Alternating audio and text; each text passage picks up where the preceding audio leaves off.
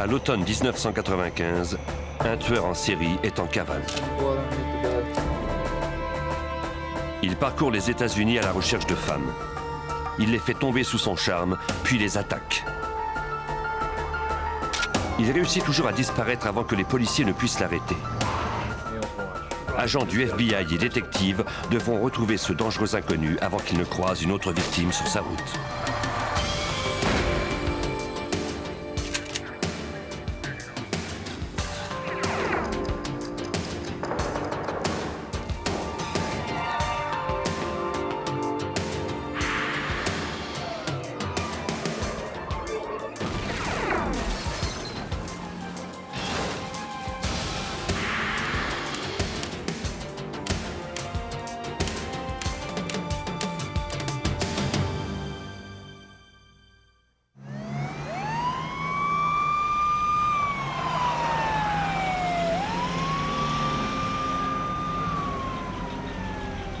Aux petites heures du matin, le 29 septembre 1995, les pompiers du service des incendies de Los Angeles furent appelés à l'hôpital de Van Nuys où l'on avait signalé un véhicule en flammes. Un pick-up brûlait dans le stationnement.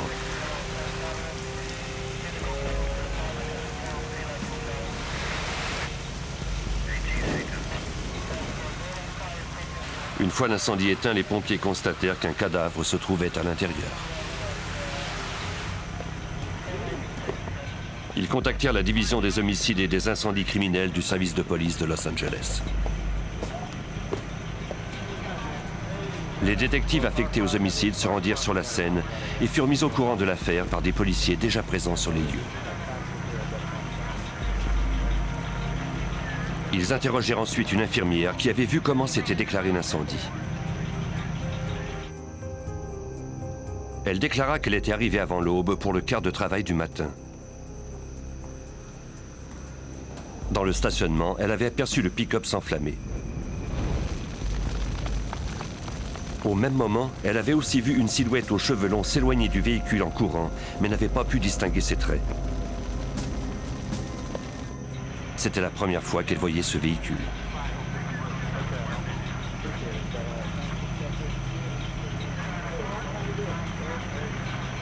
Les enquêteurs en firent l'inspection. À en juger par les marques laissées par les flammes, le feu s'était d'abord déclaré dans la cabine et avait rapidement pris de l'ampleur. Tout portait à croire qu'il s'agissait d'un incendie criminel.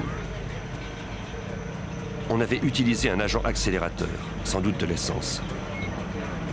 La dépouille semblait être celle d'une femme. Malheureusement, son visage était trop brûlé pour qu'on puisse la reconnaître.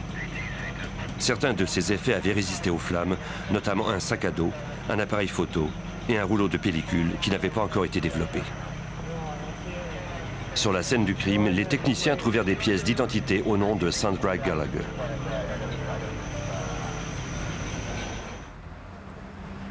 Au lever du soleil, les enquêteurs avaient déjà vérifié le numéro de plaque d'immatriculation du pick-up.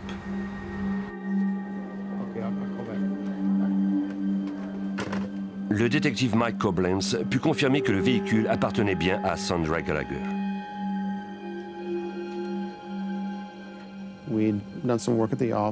En effectuant quelques recherches, nous avons appris qu'elle était mariée à un certain Steve qui vivait dans la région métropolitaine de Los Angeles.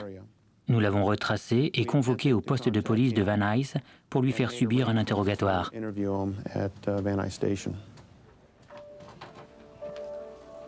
Les détectives avaient de bonnes raisons de croire que la victime du pick-up était Sandra, mais ils ne pouvaient en être sûrs avant quelques jours, le temps de procéder à l'analyse de sa dentition. Comme le corps était trop endommagé pour être identifié visuellement, les détectives demandèrent à Stephen Gallagher d'examiner les effets personnels trouvés dans le véhicule.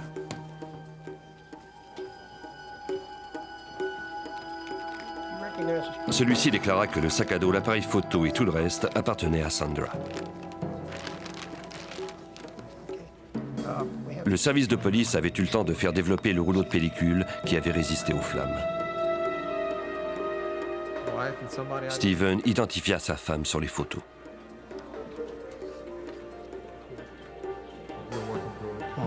Comme la majorité des femmes victimes d'homicides sont tuées par leur mari, les détectives demandèrent à Stephen de leur décrire sa relation avec Sandra.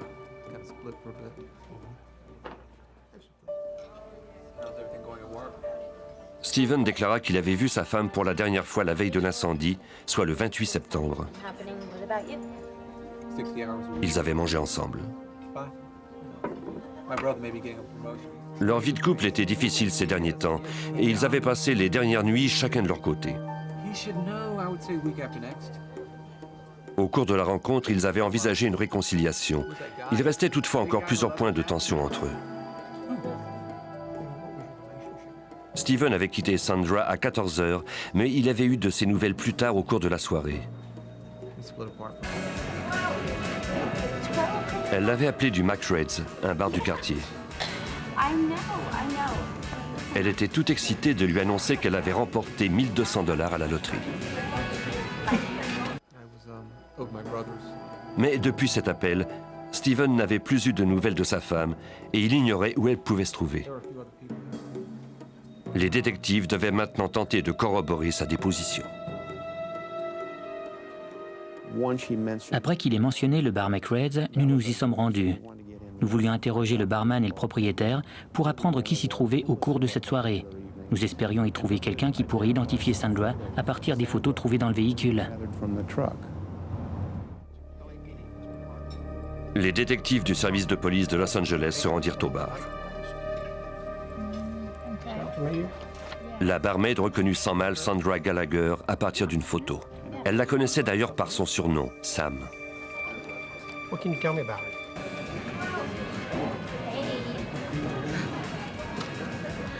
Guess what? Elle confirma que Sandra s'était bien trouvée au bar dans la soirée du 28.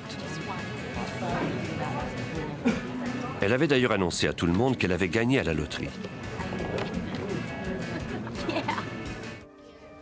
Des clients qui entendirent les détectives interroger la barmaid déclarèrent qu'ils étaient également au bar ce soir-là. Les gens dans le bar ont reconnu le visage sur les photos et l'ont identifié comme étant celui d'une certaine Sam. Ils se rappelaient tous qu'elle était en compagnie d'un homme du nom de Glenn.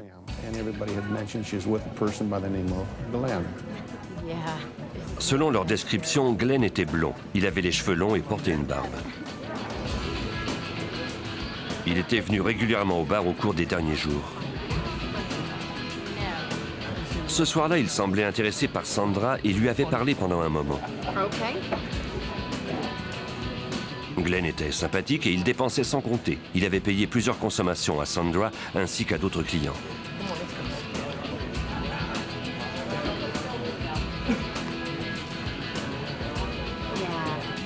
À la fermeture du bar, il avait demandé à Sandra de le reconduire chez lui. Il lui avait dit qu'il restait tout près. Après qu'elle eut accepté de le déposer chez lui, ils étaient partis ensemble. Les clients n'avaient pas revu Glenn depuis. Certains croyaient se rappeler que son nom de famille était Rogers. Le détective Koblenz continuait à suivre cette piste. Grâce à nos archives, nous avons pu identifier Glenn Rogers. Il habitait Van Nuys. Nous avons également obtenu des photos de lui. En l'espace d'un jour ou deux, nous avons pu montrer ces photos aux divers témoins du bar parmi d'autres photos. Tous ont identifié Rogers comme étant le client du McRed's qui s'était trouvé en compagnie de Sandra Gallagher.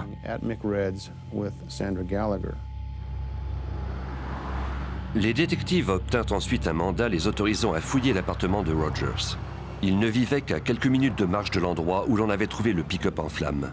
Des policiers en uniforme entrèrent les premiers pour écarter tout danger. Rogers était absent.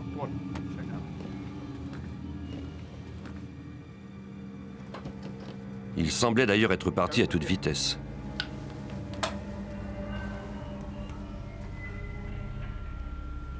Les détectives trouvèrent un sac à main et un porte-monnaie de femme. Il n'y avait toutefois aucun argent liquide, ni pièce d'identité. Ils trouvèrent aussi une boucle d'oreille.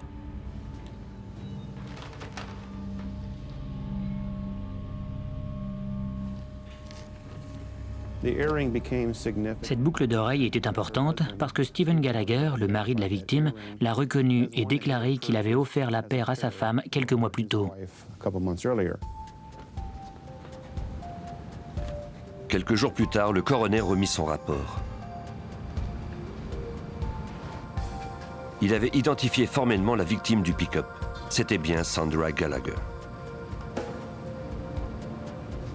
Ce n'était pas l'incendie qui avait causé sa mort.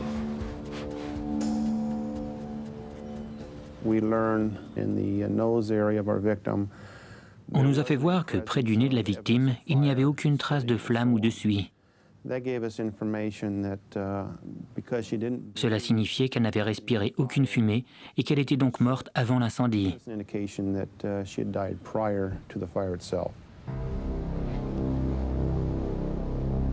De fait, cette mère de 3 enfants était morte par strangulation.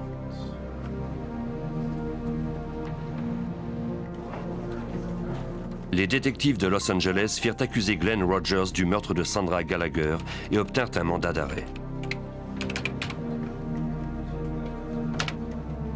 Ils introduisirent son nom ainsi que sa description dans le NCIC, la base de données criminelles nationale qui relie les quelques 57 000 postes de police de tous les États-Unis. Ainsi, tous les services de police du pays sauraient que Glenn Rogers était recherché pour meurtre à Los Angeles. Sur la fiche, on avait ajouté le nom du service de police de Van Nuys, de même que mon nom et mon numéro de téléphone. Si quelqu'un tombait sur Glenn Rogers et vérifiait son identité à l'aide du système, il obtiendrait ces données et le mettrait en détention provisoire. Les détectives se mirent ensuite à la recherche de toutes les relations de Rogers. Ils apprirent qu'il fréquentait des bars du coin et gagnait sa vie comme homme à tout faire, principalement dans le domaine de la construction. Les détectives se rendirent sur plusieurs chantiers pour y interroger ses amis et collègues de travail.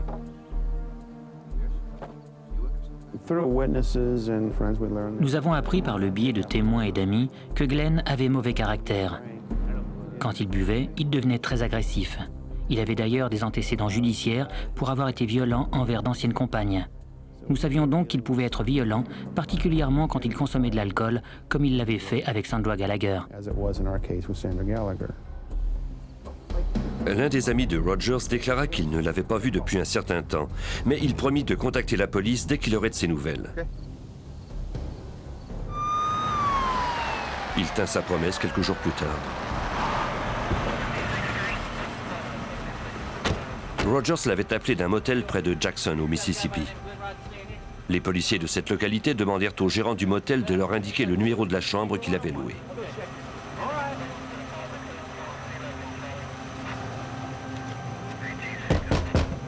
Police, open up!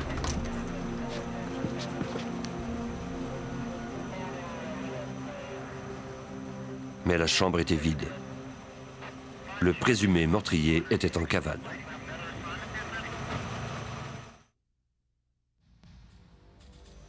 À l'automne 1995, les recherches pour trouver Glenn Rogers se poursuivaient.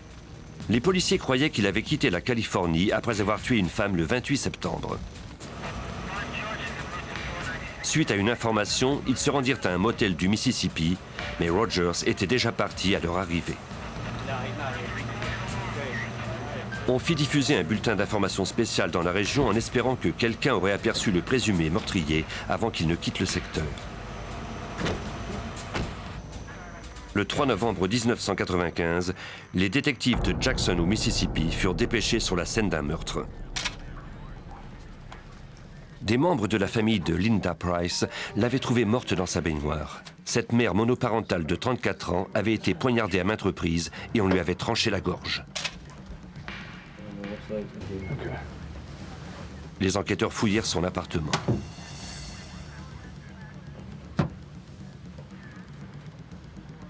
Des techniciens photographièrent la scène et prélevèrent plusieurs empreintes digitales.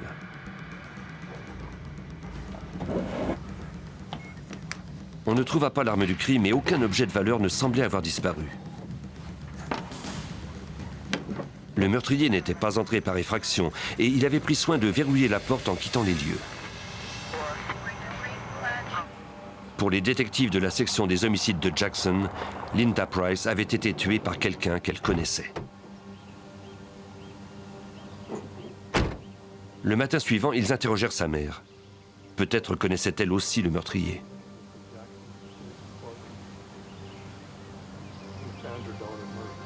Cette dernière déclara que sa fille avait un nouveau petit ami. Il s'appelait Glenn Rogers.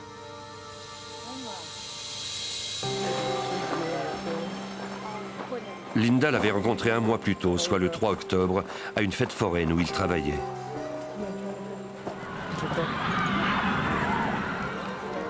Linda était tombée immédiatement sous son charme.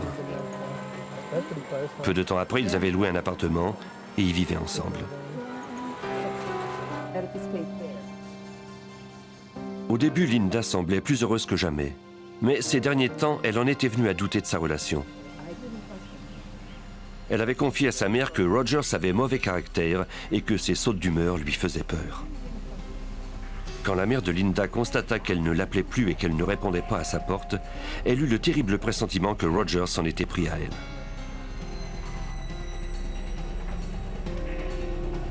Une fois encore, le suspect était introuvable. Les détectives de Jackson croyaient qu'il avait quitté le secteur.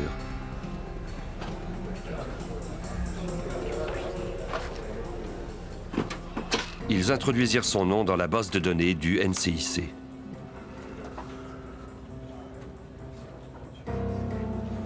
En constatant que Rogers était recherché pour meurtre en Californie, ils appelèrent Mike Koblenz à Los Angeles. La police de Jackson au Mississippi est alors entrée en contact avec moi. Un meurtre avait été commis et on m'a demandé des informations additionnelles sur Glenn Rogers parce qu'il était également un suspect dans cette autre affaire. Les meurtres se ressemblaient. Les deux victimes étaient tombées sous le charme de Rogers. Elles avaient ensuite été isolées de leur entourage avant d'être brutalement assassinées juste avant que Rogers ne s'enfuit du secteur. Tout portait à croire qu'il était sur une lancée meurtrière et que rien ne l'arrêterait tant qu'on ne lui mettrait pas le grappin dessus. Nous savions que nous avions un gros problème sur les bras. Nous étions conscients qu'il y aurait vraisemblablement de nouvelles victimes tant que Rogers ne serait pas arrêté. Les détectives contactèrent alors le bureau du FBI de Jackson.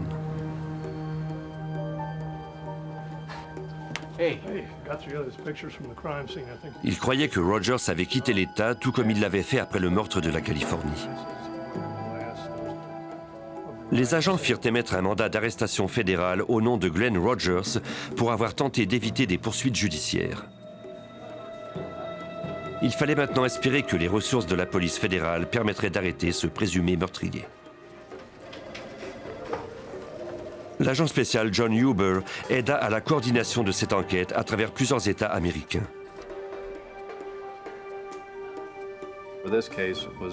Cette affaire allait à toute vitesse.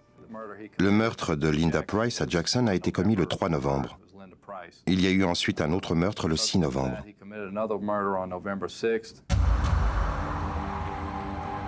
Ce jour-là, les policiers de Tampa en Floride furent dépêchés sur la scène d'un meurtre dans une chambre de motel louée par Glenn Rogers. Tout comme lors du meurtre de Linda Price, le corps de la jeune femme gisait dans la baignoire. On l'avait poignardé dans le dos et à la poitrine et tailladé ses poignets. On ne trouva aucune pièce d'identité de la victime dans la chambre, mais les détectives remarquèrent un tatouage, une croix, sur une de ses épaules. Son jean et ses chaussures étaient entassés près de la toilette. On trouva également un bracelet dans l'évier. Julie Masucci, détective, tenta de reconstituer le meurtre à partir de ces indices. Quand nous avons recueilli les vêtements, nous avons remarqué qu'ils avaient été transpercés de part en part par un couteau. Elle était donc encore vêtue lors de l'attaque. Les trous se trouvaient dans le dos des vêtements, comme si le meurtrier l'avait surprise par derrière pour la poignarder.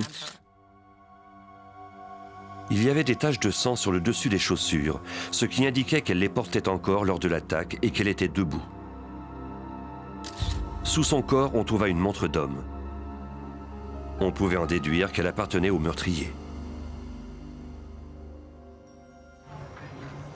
Les détectives interrogèrent la femme de ménage qui avait découvert le corps. Ce matin-là, elle faisait sa tournée quotidienne juste après l'heure de départ des clients.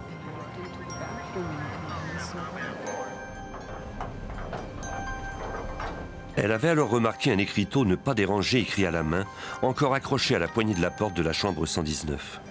Housekeeping! La veille, elle n'avait pas fait le ménage de la chambre à cause de ce même écriteau, car elle ne voulait pas déranger ses occupants.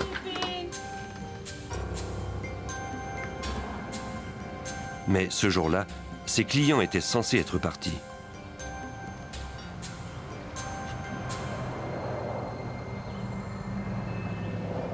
En entrant dans la salle de bain, elle fit la découverte macabre.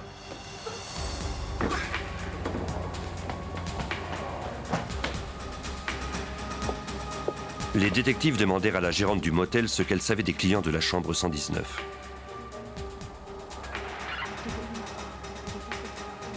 Elle se rappelait très bien l'homme qui l'avait loué parce qu'il avait demandé à un écriteau « Ne pas déranger » la veille.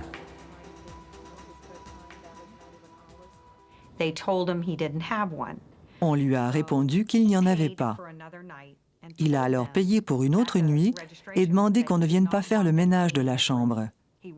Il ne voulait pas être dérangé. Apparemment, il a déchiré une page du bottin téléphonique pour se faire son propre écriteau et l'accrocher à sa porte.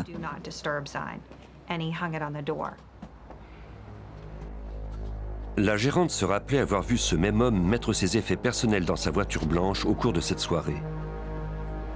Comme il avait déjà payé pour la nuit, elle n'avait pas cru qu'il s'en allait. Elle l'avertit alors qu'il y avait eu des entrées par effraction au motel depuis peu et qu'il serait plus prudent de ne rien laisser dans sa voiture pour la nuit.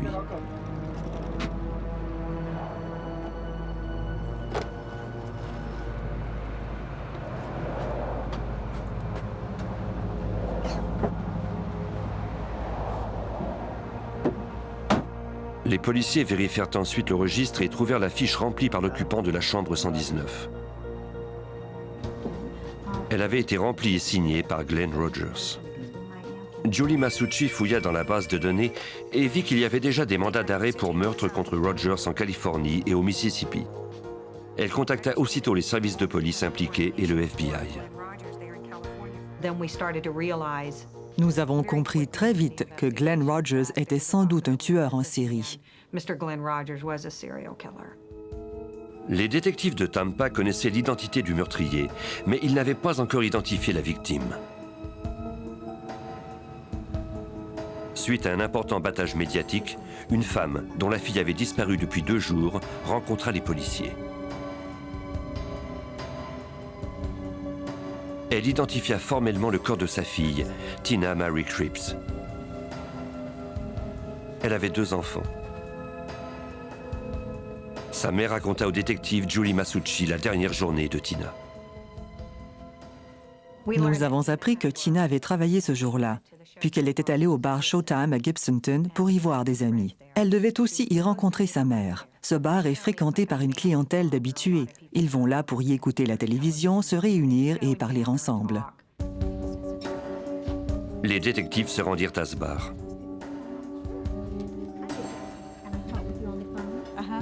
La barmaid connaissait bien Tina et sa mère. Elle déclara qu'elle avait bien vu la jeune femme le 5 novembre. Elle se rappelait également qu'un certain Glenn était là ce même soir. Il avait discuté avec Tina et les autres membres du groupe. Il avait ensuite payé une tournée à la ronde et réglé la note avec un billet de $100. Selon la barmaid, il était très sympathique et n'avait eu aucun mal à séduire Tina. Il avait ensuite demandé à la jeune femme de le conduire. Il lui avait dit que son motel était tout près et qu'elle pourrait sans mal revenir au bar à temps pour y rencontrer sa mère. Tina accepta finalement et promit à ses amis de revenir très vite.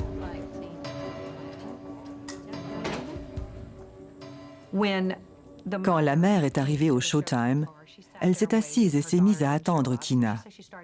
Quand elle a vu qu'elle ne venait pas, elle l'a bipé pour savoir où elle était. Ses liens avec sa fille étaient très étroits et elle a immédiatement pressenti que quelque chose ne tournait pas rond. Masucci apprit également que Tina possédait une Ford blanche Festiva, la même voiture que celle dans laquelle Rogers mettait ses effets personnels, selon la gérante du motel.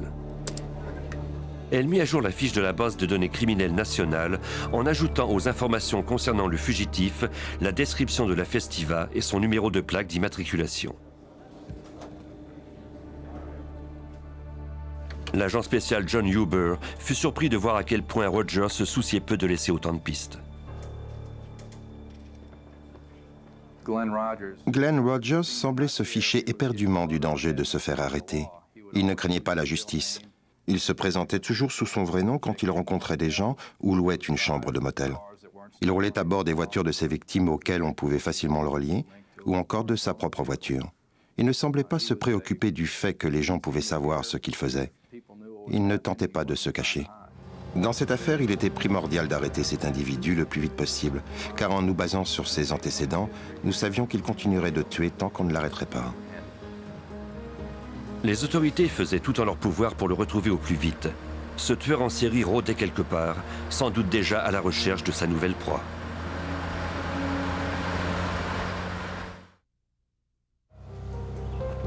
À l'automne 1995, le présumé tueur en série Glenn Rogers avait été vu pour la dernière fois en Floride. Le FBI le croyait responsable du meurtre d'une femme à Tampa, après l'homicide d'une femme en Californie, ainsi que celui d'une autre au Mississippi. Le FBI apprit bientôt que le tueur s'était rendu en Louisiane.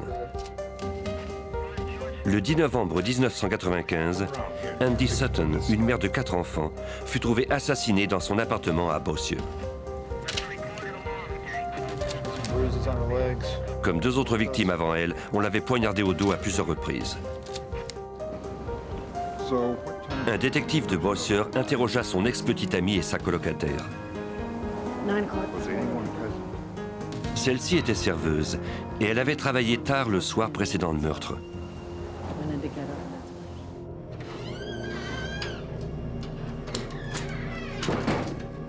En rentrant chez elle au cours de la nuit, elle avait entendu la porte de la chambre à coucher d'Andy se refermer. Elle en avait déduit qu'elle était avec son nouvel ami Glenn Rogers dans l'unique chambre de l'appartement. Comme il y avait des couvertures sur le canapé du salon, elle s'y coucha.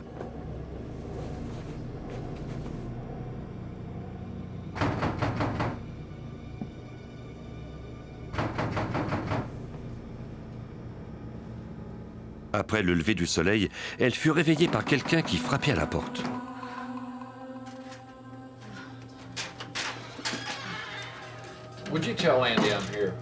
C'était l'ex-petite amie d'Andy. Il désirait lui parler.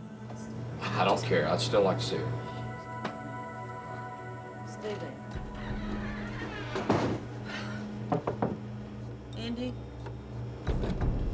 Andy. Dans la chambre, la colocataire trouva le corps inerte d'Andy sous les draps. Elle déclara plus tard au détective que la jeune femme avait rencontré Glenn Rogers dans un bar. Ils se fréquentaient depuis seulement quelques jours. Plus tard, les voisins déclarèrent avoir aperçu Rogers quitter les lieux à bord d'une festiva blanche. Les détectives de Bossier introduisirent le nom de Rogers dans la base du NCIC et y découvrirent les 3 mandats d'arrêt pour meurtre contre lui. Ils appelèrent les services de police impliqués et le FBI. Le service de police de Los Angeles leur envoya alors par télécopie la photo de Rogers dont ils auraient besoin pour leur enquête. Les chaînes de télévision de la Louisiane eurent vent de l'affaire et demandèrent l'aide du public. On mit également la population en garde en lui disant de ne pas s'approcher du dangereux fugitif.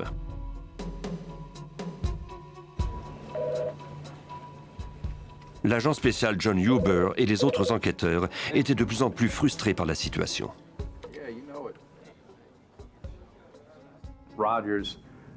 Rogers accumulait les victimes plus rapidement que nous menions notre enquête pour savoir où il se trouvait. C'était une sorte de course contre la montre, et il nous échappait constamment. Le FBI et les détectives des divers postes de police croyaient Rogers responsable du meurtre de 4 femmes en 6 semaines. Après chacun de ces meurtres, Rogers fuyait l'État où il se trouvait. Il choisissait un endroit au hasard. Malgré tous leurs efforts, les enquêteurs ne parvenaient pas à le rattraper. Il leur fallait maintenant envisager de diffuser la description de Rogers et de son véhicule à travers tout le pays. Les agents se mirent en contact avec les camionneurs par CB en leur demandant de leur signaler la présence de toute Festiva blanche sur la route. Ils posèrent des affiches dans les relais de camionneurs et les aires de repos des autoroutes. Ils tinrent également une conférence de presse pour que les médias diffusent la photo de Rogers. On voulait ainsi mettre en garde toute victime éventuelle. Les agents firent diffuser toutes les informations relatives à la façon dont Rogers s'y prenait pour trouver ses victimes et ses itinéraires à travers le pays. Le FBI commença ensuite les démarches nécessaires pour faire mettre le nom de Rogers sur la liste des 10 personnes les plus recherchées au pays. Quand on parvient à mettre le nom de quelqu'un sur la liste des personnes les plus recherchées, on accroît considérablement les effectifs du FBI sur ce cas. Cette enquête suscite aussi davantage d'attention de la part des médias. Les indices se mirent à affluer. Quelqu'un appela pour dire que Glenn Rogers se trouvait dans une salle de billard au Mississippi. 2 policiers furent immédiatement dépêchés sur les lieux.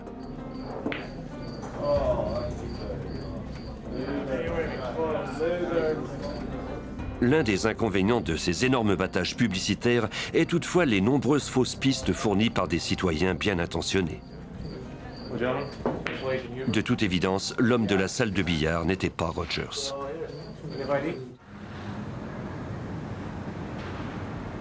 Les enquêteurs tentèrent de deviner la prochaine manœuvre du suspect et d'orienter leurs recherches en conséquence. L'agent spécial Huber n'en était pas à son premier cas de fugitif. Très souvent, quand nous sommes à la poursuite de fugitifs et que ces derniers sont dans une mauvaise situation, ils vont tenter de se mettre en contact avec des alliés et des amis. Dans ce cas en particulier, la famille et les amis de Rogers se trouvaient presque majoritairement au Kentucky. C'est donc à cet endroit que nous avons déployé la majeure partie de nos effectifs. Les autorités du Kentucky reçurent en priorité toute nouvelle information à propos du fugitif.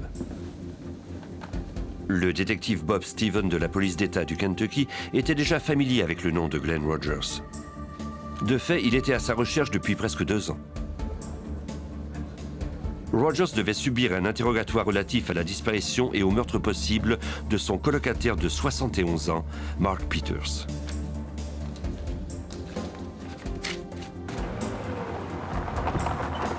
Près de 2 ans avant que Glenn Rogers ne se lance dans sa campagne meurtrière, son frère avait appelé le service de police de l'État du Kentucky.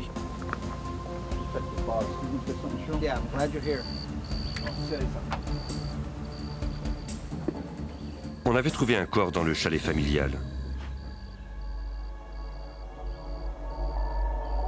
Les policiers croyaient qu'il s'agissait de celui de Mark Peters. La dernière fois qu'on l'avait vu, il était en compagnie de Rogers. La corde utilisée pour ligoter les mains de la victime était identique à de la corde trouvée dans la maison où vivaient les 2 hommes.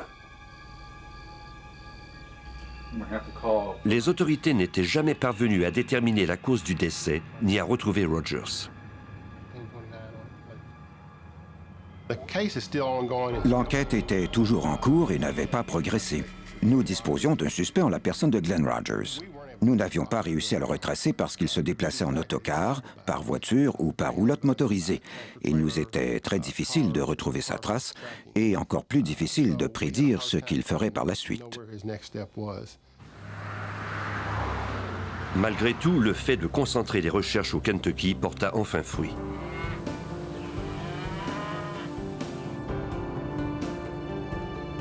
Le 13 novembre 1995, Glenn Rogers rendit visite à l'une de ses parentes à Lee County.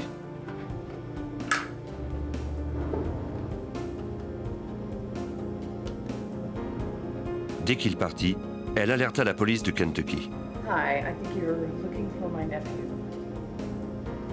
Glenn Rogers. Selon elle, Rogers conduisait une petite voiture blanche et il comptait emprunter l'autoroute 75 en direction de l'ouest.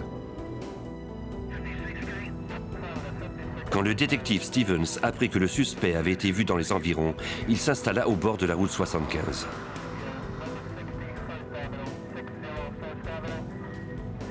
Bientôt, il aperçut la Ford Festiva blanche. Il la prit en filature.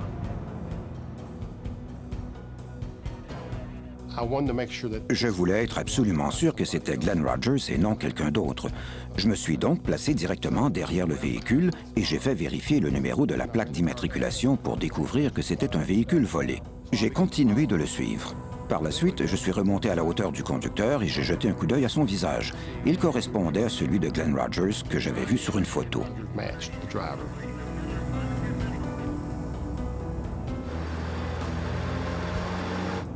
Le détective demanda alors des renforts.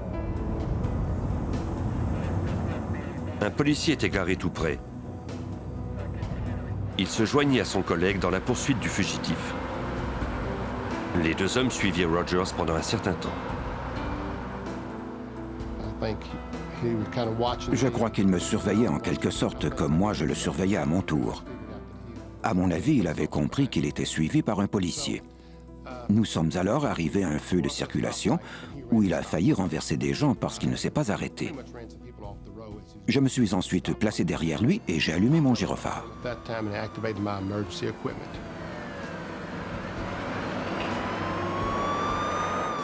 Mais Rogers ne s'arrêta pas. Au contraire, il accéléra.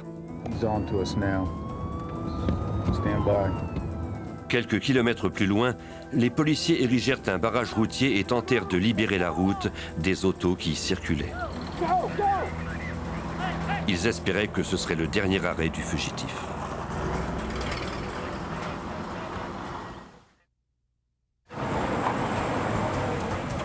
Le 13 novembre 1995, la police d'État du Kentucky dressa un barrage routier pour arrêter le présumé tueur en série Glenn Rogers. Des agents armés l'attendaient au barrage.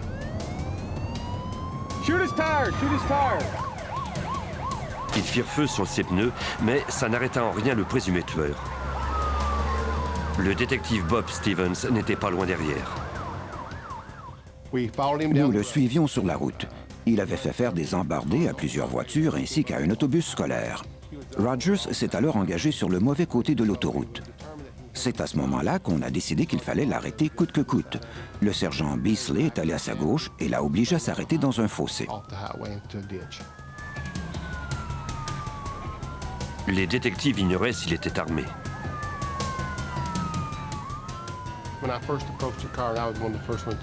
Quand je me suis approché de sa voiture, j'ai bien vu qu'il était furieux de s'être fait arrêter. Il avait un air provoquant et ne voulait tout simplement pas être mis en détention.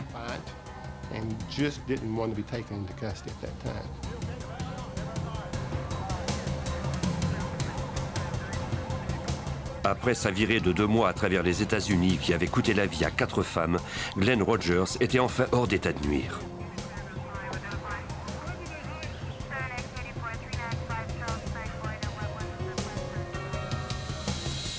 Par le numéro d'identification de la Festiva blanche, on put confirmer que c'était bien la voiture de Tina Mary Cripps, la victime de Floride. Les experts fouillèrent la voiture à la recherche d'indices. Ils y trouvèrent des shorts maculés de sang, une couverture et un sac à main. Ces effets, parmi d'autres, reliaient Rogers au meurtre du Mississippi, de la Louisiane et de la Floride.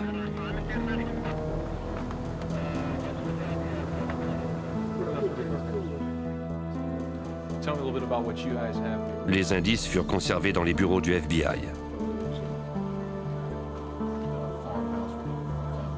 Les agents et les détectives des 5 États impliqués se rencontrèrent au Kentucky pour discuter de l'affaire.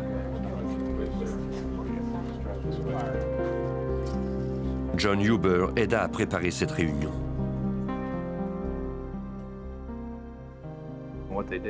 Nous avons recueilli toutes les informations dont nous disposions et les avons partagées. Nous avons aussi fait examiner les indices par le laboratoire du FBI. Ainsi, une seule et unique autorité disposait de toutes les preuves et pouvait procéder aux analyses. Agents et détectives s'accordèrent pour dire que leur meilleure chance contre Rogers était de le faire comparaître en Floride. Julie Masucci, détective à Tampa, rencontra les autres enquêteurs et les procureurs pour examiner les indices avec eux.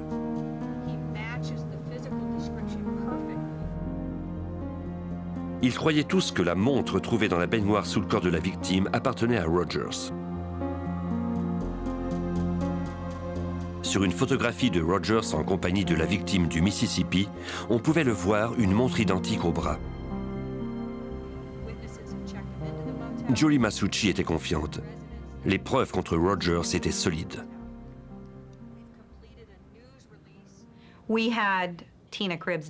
Nous avions retrouvé la voiture de Tina Cribbs dans laquelle il avait été arrêté. Nous disposions également des shorts de Rogers sur lesquels on avait retrouvé l'ADN de Tina Cribbs. On avait aussi la fiche de registre d'inscription au motel signée par Rogers lui-même, des empreintes digitales prélevées dans la chambre numéro 119 où le corps de la victime avait été trouvé, de même que de beaucoup d'effets recueillis dans la voiture au moment de l'arrestation. Le 11 juillet 1997, près de 2 ans après le meurtre de Tina Mary Cribbs dans une chambre de motel de Tampa, Glenn Rogers fut enfin trouvé coupable de meurtre au premier degré. Il fut condamné à la peine de mort en Floride. Enfin, 2 ans plus tard, il fut envoyé à Los Angeles pour subir son procès suite à la mort par strangulation de Sandra Gallagher, dont le corps avait été retrouvé brûlé dans son véhicule. Les assistants du procureur reconstituèrent pour le jury les dernières heures de la victime. Selon les indices, Sandra et Glenn Rogers sont partis du bar McRae's ensemble le 28 septembre 1995.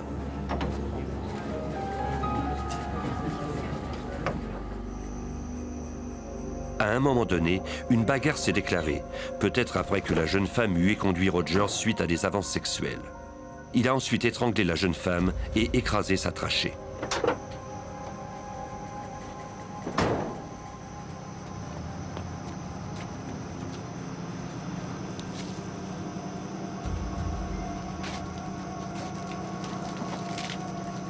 Pour éliminer les indices, il a ensuite arrosé le corps de Sandra et son véhicule de carburant et y a mis le feu.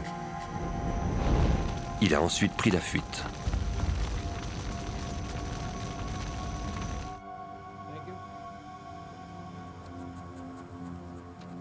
Le 16 juillet 1999, le jury a trouvé de nouveau Glenn Rogers coupable de meurtre. On l'a condamné à une autre peine de mort en Californie.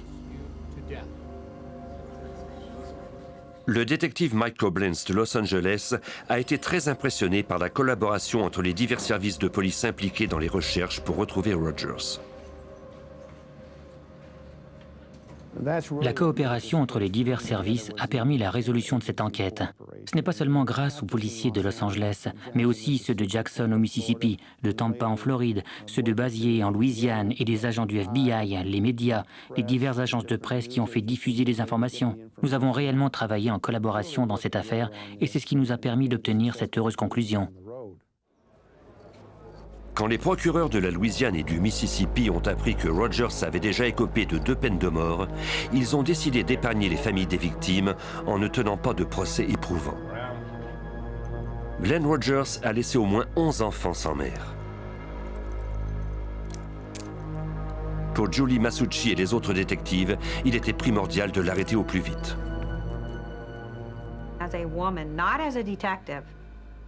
Si j'oublie un instant que je suis détective, je crois que les femmes, tout comme moi, se sont senties plus en sécurité de savoir que cet homme n'était plus en liberté. Il n'avait aucun respect pour la vie humaine. Il n'avait aucun respect pour les familles qui avaient perdu un être cher. Il se fichait de tout ça. Je suis heureuse qu'il soit derrière les barreaux pour ça. Je me réjouis du fait qu'il ne remettra plus jamais les pieds en dehors d'une prison pour mettre une autre femme en danger.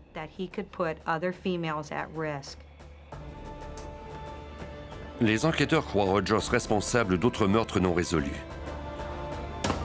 Il a confié à des membres de sa famille avoir tué des dizaines de personnes au cours de sa virée meurtrière. Les autorités enquêtent toujours sur ces meurtres non résolus et tentent d'en finir avec les cas qui peuvent être reliés à Glenn Rogers.